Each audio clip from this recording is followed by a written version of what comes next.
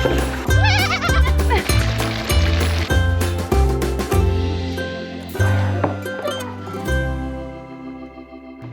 welcome back to Sage and Stone Homestead. My name is Heather. Today is Friday and tomorrow we are having our annual goat processing day here, and it's always a really good time. I figured it would be kind of fun if I picked up the camera and showed you a little bit of how I prepare for it and also a little bit of the highlights of processing day. Now, this video is not going to get into the details of goat processing, so if you're sensitive to that kind of thing, I believe that this content is going to be okay for you. You're not going to see anything too crazy, something you wouldn't see like at a butcher shop or something like that. None of the gory details, but more of just like the fun atmosphere of processing day here. It is a fun day, even though we are taking some of our goats and putting them in the freezer. That is bittersweet.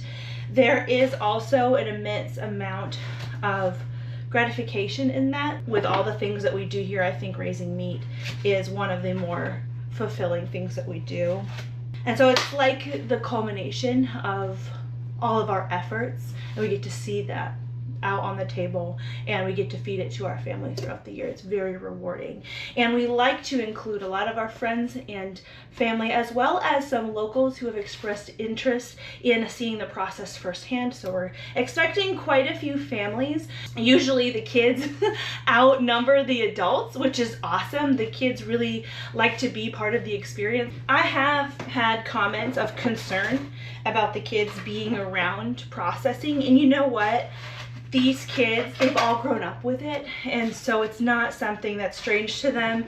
They get just as excited as we do about having meat in the freezer. They know from oftentimes before the animal is born, but usually right since birth, that particular animal is destined for the freezer, and so they've got that mindset and they understand. Even small children really understand what the animals on the homestead are for, and it's a really fun time. So I'm excited to bring you along. Now, right now, we are putting away a ton of eggs. We recently turned on the lights for our layers like we do. I turn on lights from about September through March so that we can get eggs year round, and we actually have quite a few new layers this year. Our kids put tons of eggs underneath any chicken or duck that went broody, and so we've got a lot of new layers, and so we've got a lot of eggs. At some point I am gonna have to deal with eggs, but today is not that day. So one of the traditions that we have for our processing days is we will not eat the type of animal that we process on processing day. So we're processing a whole bunch of goats. We're going to be having a rabbit salad so that we won't be eating goat on processing day. It's just kind of one of those things. And normally what I'll do is actually buy all the ingredients and things that we need for lunch. I usually don't cook a whole bunch on processing day just because I want to be super present with the actual processing. We're going to be having a lot of experienced processors coming to help us, so I feel like I can step back a little bit and do awesome things like this. So we're going to be having rabbit salad, and I'm going to be making hamburger buns to put on the rabbit salad, and I will share this recipe in the description box. I have made my own hamburger buns before. There was a recipe put out by Joshua Weissman, who is an amazing cook. The thing is, his process is kind of intensive. It's more gourmet, and this is less so. This is a little bit more production. This is from Ruth Ann Zimmerman with Homesteading for the Zimmermans, and she knows how to cook for a large crowd, and so we have tried this hamburger bun recipe before, and it is amazing and super fast. You can get 18 to 24 hamburger buns made and ready to eat in an hour, which is incredible. A lot of the times I'm cooking on the fly, and so having stuff that I can have ready that fast is super valuable to me. So I think I'm gonna do 3 batches of these today.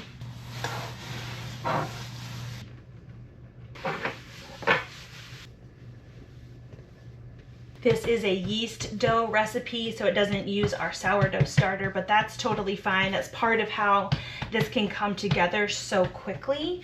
And one of the things that I really like about this recipe is that it uses a ton of farm ingredients. Now, we don't grow our own wheat, we don't even mill our own flour, but it has ingredients like a half a cup of butter or lard, milk, and honey. I love it because we produce all those things, so it's great. We've got to put a lot of our farm into these hamburger buns.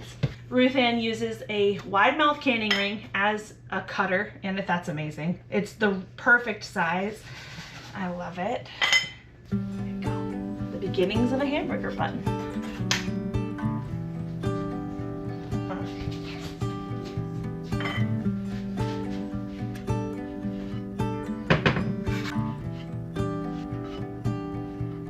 All right, so I managed to get 16 cut out, and these need to sit and rise for 30 minutes. And while those are rising, I should probably set a timer.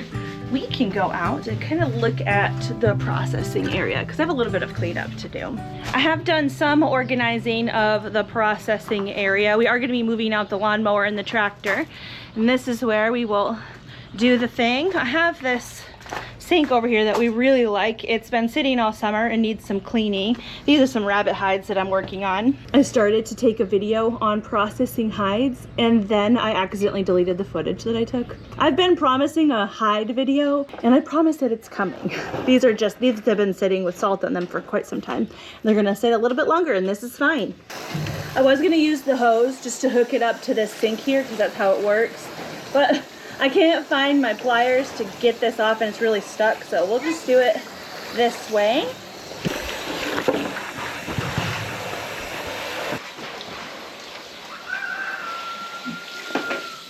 Vinegar. Whoa, I almost dropped baking soda. If anyone is concerned that I'm just digging into the baking soda bag with my hands, that is for outdoor use. That was a honeybee. Did you see that? I need to start feeding them. So that's not like for the kitchen, so don't worry. Let that soak a little bit. And we do have a tube that's connected to the drain, and so everything that's rinsed through here drains out back here. I am going to go ahead and mix up some syrup for the bees. I recently did go into my colonies, and my bees are not thriving like I hoped that they would be, but I can't say that I'm surprised. I have not been the best beekeeper for the last couple of years. Arguably I was a better beekeeper this year, but not by much. So I need to give them the best chance at surviving the winter. So I'm going to feed them starting now. This is just regular sugar. We feed them a 2-to-1 sugar syrup, and it's 2-to-1 by weight. I have this feeding supplement called Pro Health that I like to put in. This is a feeding stimulant, plus it has some essential oils and things in it that are going to help them with diseases and things. Smells really good. I like this stuff. This here is hot water. You don't want to boil sugar syrup made for bees. It creates something toxic for them, but hot water will help the sugar dissolve.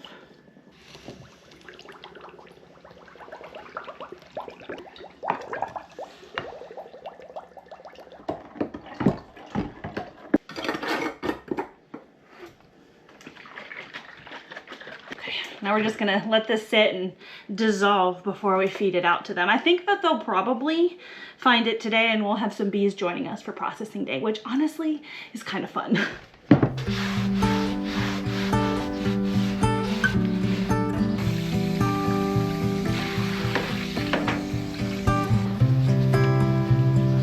There we go. That looks much better. Now I did have some of my beekeeping stuff sitting on the table here over the hot summer. And this little blob down here that won't clean off, it's propolis or propolis, depending on how you want to pronounce it.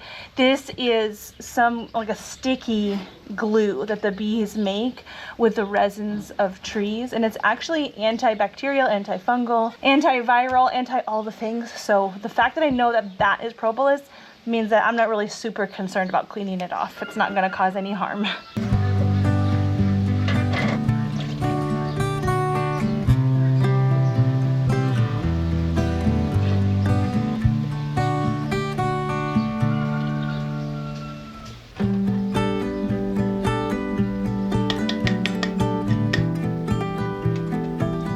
Our buns have been rising for 30 minutes and now it's time to put them in. Oh, they look good already. Now the recipe that I have for Ruth Ann says that these should bake for about 10 to 12 minutes. The last time I made these in my oven on my pans, it took about 15 minutes, maybe a little bit longer. She said the internal temp should be around 190, so that's our target. Oh, Winnie, have you guys demolished your hay? Do you need another hay delivery? I'll get that in a little while. Good morning, girls. How are you? So as far as goats going into the freezer that are in here, there's only two. There's these two boys right here. That one we named Jupiter and this one we named Turd. They are mini La Manchas and their growth has been actually really great. I've been very impressed with how quickly they've grown in one season, being half Nigerian. Sometimes Nigerian dwarves take a long time to get up to a decent size, but the La Mancha influence was great with them.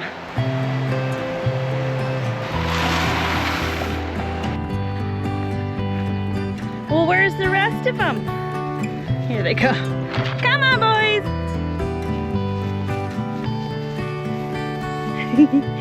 Come on. Watch out. Okay.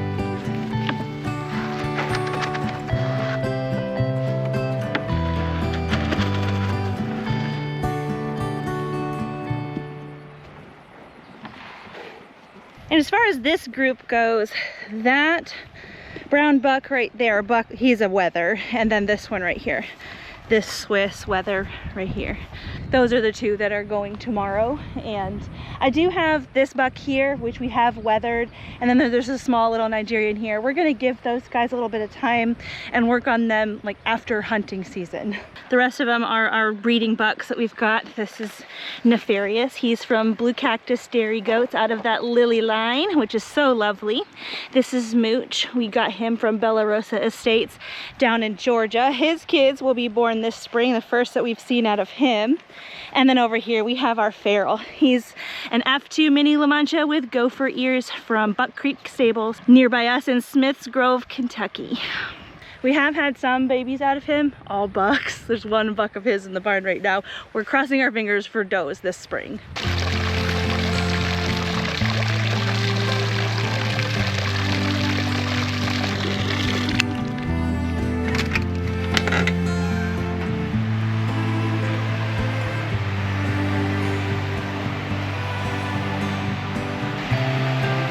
The excitement that I have when I walk in here is unreal. We put in these raised beds in the greenhouse this year so that we could more optimally grow our fall and winter garden. And it's going really well. I'm trying not to spoil it because I am going to be recording another garden tour this week. But here's a sneak peek because I'm just thrilled about it. Oh, they look perfect. Glasses fogging up.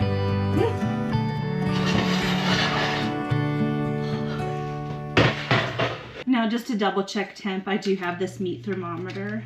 I'm gonna stick that in. It's actually a little bit over 200 degrees, but 190 and it's perfect.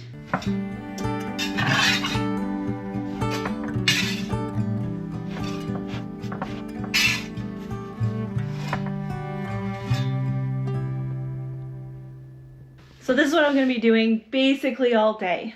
Hamburger buns, running out and doing a little bit of cleaning, possibly feeding the bees a little bit more of the sugar syrup, and then tomorrow is the big day. It's gonna be great. I'm gonna put you as kind of like a fly on the wall, and I hope you enjoy.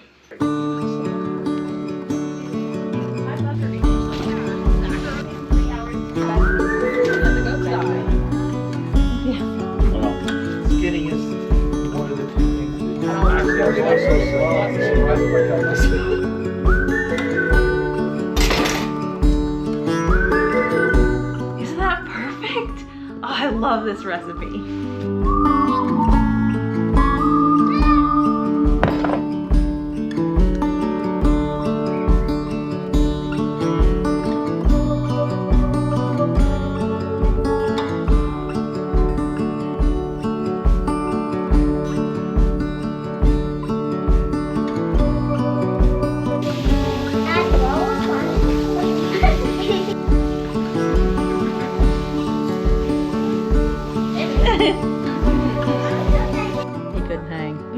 He never can hang. No, he's always napping.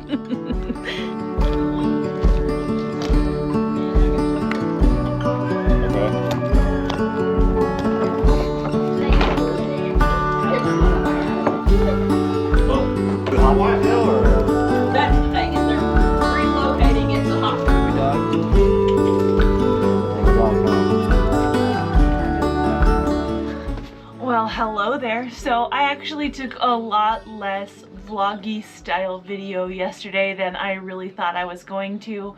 We were enjoying the time with our friends and family and butchering a total of 5 goats. My sister-in-law brought one of her goats, and that was actually the first one that we did, but these are ours. They're in 3 bins and the meat looks wonderful. So all we do with our goats is piece them out into their primal cuts. We don't tend to cut things like steaks out of them, but I am thinking about turning some of this into canned meat. I have ground up some goat and canned that meat, and it is very good, but I think I might want to experiment a little bit with canning some of this like stew meat. But in any case, this does need to rest for about a week before I mess with it at all. 5 days to a week thereabouts, and so it's just gonna be resting here in our meat fridge that I did manage to clean out last week. It was full of milk, now it's full of meat. It's one of those wonderful abundances that can be had on the homestead, and we're very grateful for this meat harvest this year. So I mentioned this on our Q&A video, but I wanted to put the information here too, because I know not everybody is really interested in that style of video, but very likely if you've clicked on this video, you are interested in the process of raising your own goat meat. And we did take a very detailed how-to course on how to take a live goat and turn it into what you just saw come out of my refrigerator over there. It is something that I'm not able to post publicly on YouTube. It is going to create a black mark on our channel, and I don't want to do that. We feed our goats with the money that we get from our YouTube ad revenue, and I don't want that to be taken from us. But what we are allowed to do is offer that course to our membership, and the membership is only $2.99, and you only have to pay one time, and you can see the entirety of the course, which is very thorough, and I'm very proud of it. At this exact moment, I still am in the process of refining and editing. I still do need to let that meat rest before I can show exactly how to package it up for the freezer. So the course is not ready right this moment, but I hope to have it ready by this coming weekend, so by the weekend of November 2nd. We have had quite a few people come into the membership lately, highly anticipating being able to see that process, and we're very excited and honored to be able to share our process with you guys. It's a lot, there is information in it. It's very informational, but it's also vlog style, and I really enjoyed filming it, and I'm really enjoying editing it, and I think it's going to be really valuable for a lot of you.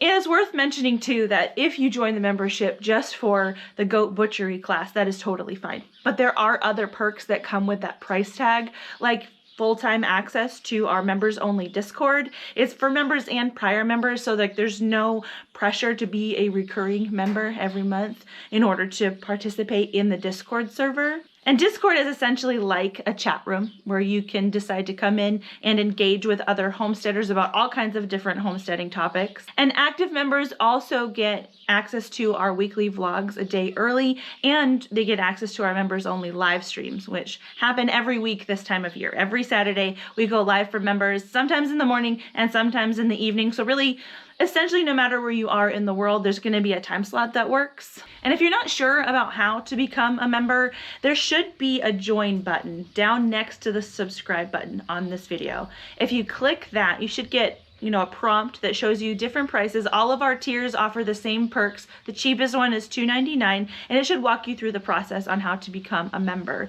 Now you can just become a member for 1 month, get access to the course, get access to the Discord, and leave, and that's totally fine. Or you could become a recurring member if that's something you're interested in doing. For right now, I think that is the best way for us to put our course out there. I am not tech savvy at all, you guys, so trying to figure out how to run the course on a different web host is very difficult for me, and I feel like this still allows the information to get out there in a way where it doesn't harm our channel, and I think it's just all good all around. So because the goat processing course is going to be taking me a little bit of extra time this week, I am going to be skipping our Wednesday vlog. So I will not see you here Wednesday, but I will be back Friday. And normally I have this big long list of members that I will put at the end of the video. I think I'm going to skip that this week. I will get it all put together or figure out how to do that. There's just so many new members. I need to figure out the logistics of the credits here. So thanks so much for listening to me blather on at the end of this vlog. I'll see you guys again soon.